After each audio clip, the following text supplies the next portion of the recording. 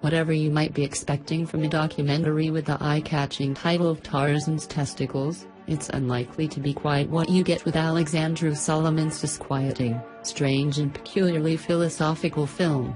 As an outsider venturing into the little-known and only partially recognized state of Abkhazia, the Romanian director approaches his already outlandish subject. An institute in the capital city of Sukhumi where monkeys and apes are bred for live medical experimentation, from an evocative remove. Without over-reliance on exposition, Abkhazia's fascinating and all-pervasive recent history can be gleaned piecemeal from inferences and digressions. While mainly the film prowls through the corridors and cages of Sukhumi's Institute of Experimental Pathology and Therapy, exploring much broader ideas about man's bestial nature and the divide between faith and science. For those of us unaware of Abkhazia's story, and possibly of the country's very existence, tucked away on the eastern coast of the Black Sea, the lack of hand-holding can give a jarring sense of parallel reality to the proceedings. We're dropped in medias res into the institute, which is also open to tourists, and in which the centerpiece is a large statue of a particularly fertile baboon, proudly announced by a tour guide to be the only statue to the primate heroes, victims, of scientific experimentation in the world.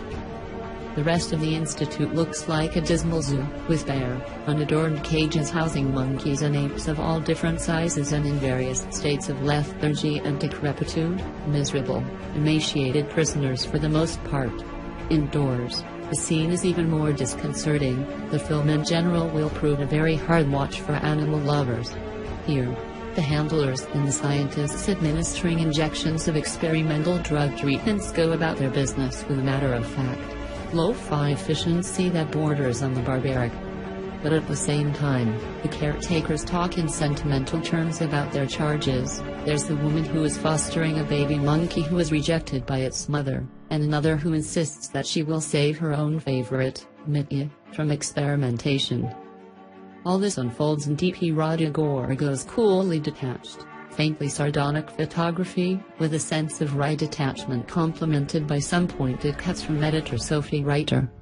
Gradually we also begin to learn a little about the Institute's 9-decade history, particularly in segments in which footage from the Stalin era and the Sputnik missions, whose space monkeys were its graduates, is projected as a ghostly flicker into lab rooms littered with test tubes, centrifuges and paperwork.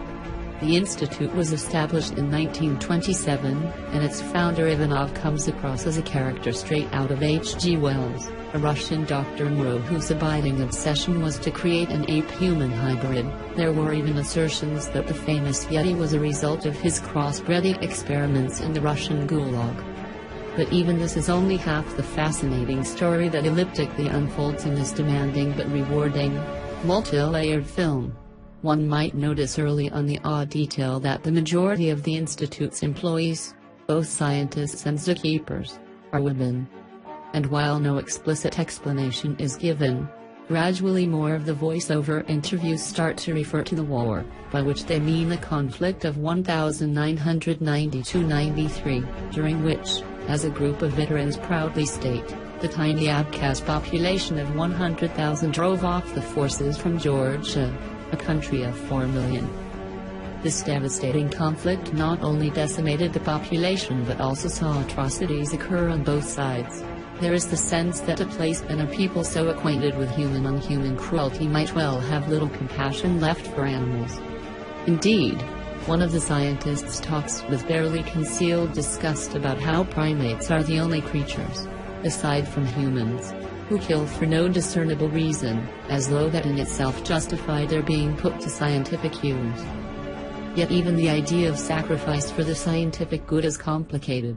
Abkhazia's population seems to follow the opposite path of many more developed nations in that the older people raised under communism are the ones who reject the church, while the younger generation appears to be turning back to it, culminating in a jaw-dropping scene in which the young student scientists at the institute reveal they do not believe in Darwin's theory of evolution. "I refuse to believe I was ever an ape," says one, with an incredulous smirk.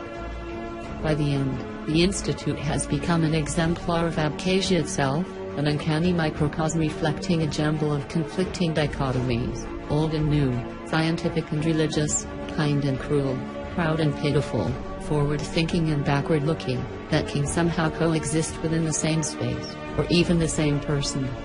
Tarzan's testicles quietly but forcefully suggests not only that it's possible to live on the front line of the war between such opposing forces, but actually that maybe that's all human beings are, sentient monkeys who somehow developed the ability to live in a state of ongoing paradox.